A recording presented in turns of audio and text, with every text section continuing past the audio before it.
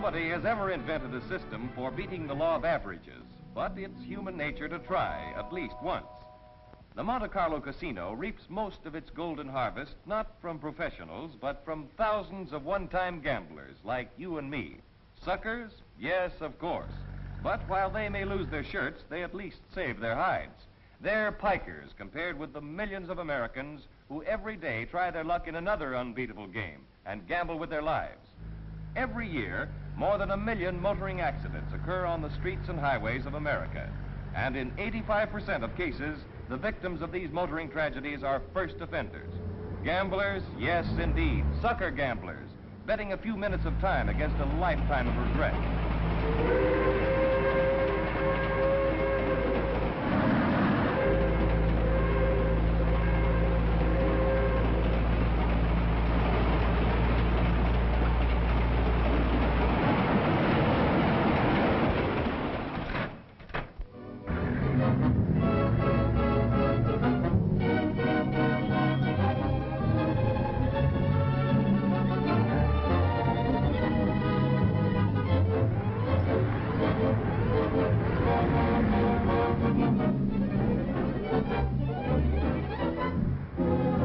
Are we a race of heedless gamblers? Let's ask a man who lives constantly behind the scene of the traffic problem, the captain of the traffic detail. Every motorist thinks he's a careful driver, and in most cases he is. It's when he doesn't think that he's in danger. During the past few years, daytime accidents have been reduced, but night driving accidents have increased. Why? Largely because of what motorists don't know about night driving. Wow, what a night. Just the night for an accident, you might say, yet comparatively few accidents occur on nights like this. Driving is too dangerous. If that sounds like a paradox, just listen to this. Do be careful, dear. It's such an awful night. That's right, old fellow. Take it easy. Anything can happen on a night like this. You don't have to be nervous, honey. I'm taking no chances. And that's just why there are relatively few accidents on such a night. Under circumstances so obviously dangerous, everyone plays safe. But on a perfect night such as this, with driving conditions at their best, accidents are at their worst. Why? Well, judge for yourself. Isn't it a glorious night? It's perfectly thrilling. Come on, step on it. It's perfectly safe. Show her some speed. The Grahams are only a couple of minutes ahead. Let's beat them into town. Oh, David, be careful. My hair floats so. She loves it. Come on, step on the gas. Tired, Paul? Oh, sort of. It was a grand party, wasn't it? There go David and Connie. Let's show them they're not too speedy for us. Oh, no, you don't. Let them go if they want to. Say, how fast are we going? Oh, I don't know. Not so very fast. Well, it seems awfully fast to me. This car isn't wide open. Show her some real speed. You know the road. David, be careful. Oh, I know every inch of the road. Why, I go over it almost every day. Well, I suppose David and Connie are home by now. I don't care if they are. I'm not going to have nervous prostration while you show off. Oh, look. Well, well, well, poor David. Of course, he knew the road in daylight. But at night, at high speed, he was into a curve and off the road before he realized it. Only the best of luck and a convenient pig pen saved him from tragic consequences. Well, cheer up, David. It might have been much worse, and in time, maybe Connie will forgive you. Night driving is always deceptive. Even the best of headlights have their limitations, and while the road ahead may appear perfectly clear, in daylight, that very same stretch of road reveals the need for extreme caution in driving. The answer is never overdrive your headlights.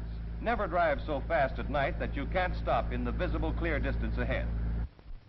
Safe speed is always dependent upon conditions. In daylight, on a smooth, open road, this car races the wind in comparative safety. At night, over this winding road, half that speed might be dangerous. But this driver is in a hurry. Why are you in such a hurry, Gene? You don't know this road. I know. But if we don't get to Middleville by 10, there won't be a room at any price. And Lord knows where there's another decent hotel. But you're always so careful. I don't see why... Yes, dear, but tonight we're in a hurry. Oh, there's nothing to worry about. I've never had an accident in my life. But there's always the first time for... Believe it or not, the period of most accidents is the period of lightest traffic, from 1 o'clock to 6 o'clock in the morning. It's hard to believe that this car is in danger. He has the whole street to himself. Maybe he is driving a little faster than usual, but what of it? Here's a stop signal. But why bother to stop? Nobody else is up at this hour, and yet, look out! Too late. On any road at any speed, fatigue is a deadly enemy. During the early morning hours, your mind wants to go to sleep. At best, you're only half awake. And when you're guiding a 1.5 ton of automobile down an 8-foot lane, it's no time to catch up on your rest. For he's a jolly good fellow. At least that's what his friends say, and probably he is, in a nightclub or at home. But behind the wheel of an automobile, on the boulevard or on the highway, this man is a potential murderer or suicide.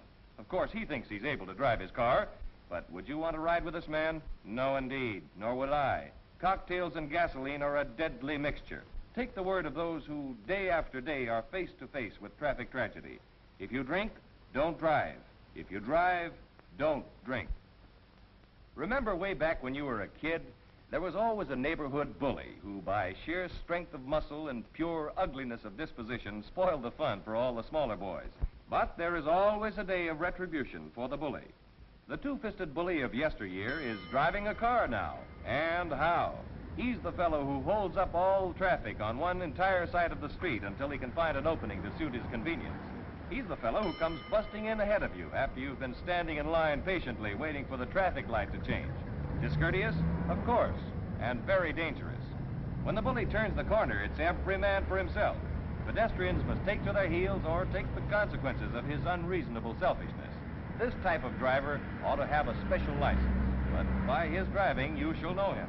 Of course, he pays no attention to stop signs. They were meant for other people. Uh-oh, look what's coming, and look out! And, of course, in the last chapter, the villain gets his just dessert, and in the end, everyone is happy except the villain. Why does a chicken cross the road? Well, why do intelligent human beings take their lives in their hands and dart across a congested street against the traffic light? Even a child knows better. Stop, look, and listen before you cross the street.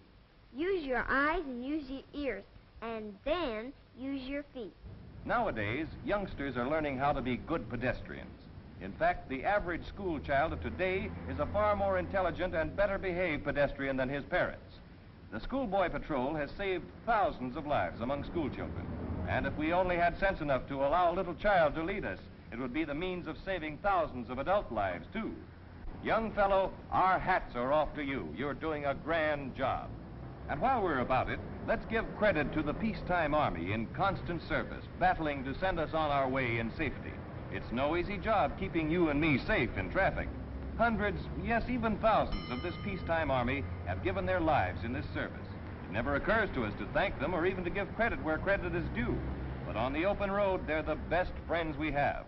The best accident prevention insurance is safe, certain stopping. And tests show that only 68% of cars on the road have safe brakes. Some brakes provide only fair weather safety. For example, this car stops safely enough under ideal road conditions. But now let's water the roadway, duplicating the effect of rainy weather pavement, and see how well this car performs. All right, driver, now try that again. Here he comes. He slaps on the brakes. It took a wet, slippery pavement to reveal the fact that these brakes were not properly equalized. And a wet, slippery day is a mighty poor time to discover that brakes need adjustment. With positive equalized braking pressure, this car stops safely without a skid even on this wet pavement. Motor car manufacturers are utilizing every resource of science to build stauncher, safer motor cars. Through their unceasing research and testing, new metals have been developed, new methods devised to make certain that your car is completely dependable. Beneath their exterior beauty, the most modern of the new cars provide the protection of a steel floor, welded together into a single unit of tremendous strength. Indeed, the modern car can endure without injury punishment which would have completely wrecked any car of a few years ago. Considered alone, the modern motor car is the most dependable and safest medium of transportation the skill of man can devise. But the final factor of safety lies in the hands on the steering wheel, yours and mine. And remember, the smart way to drive is the safe way to drive. We can beat those one-time accidents by driving safely all the time.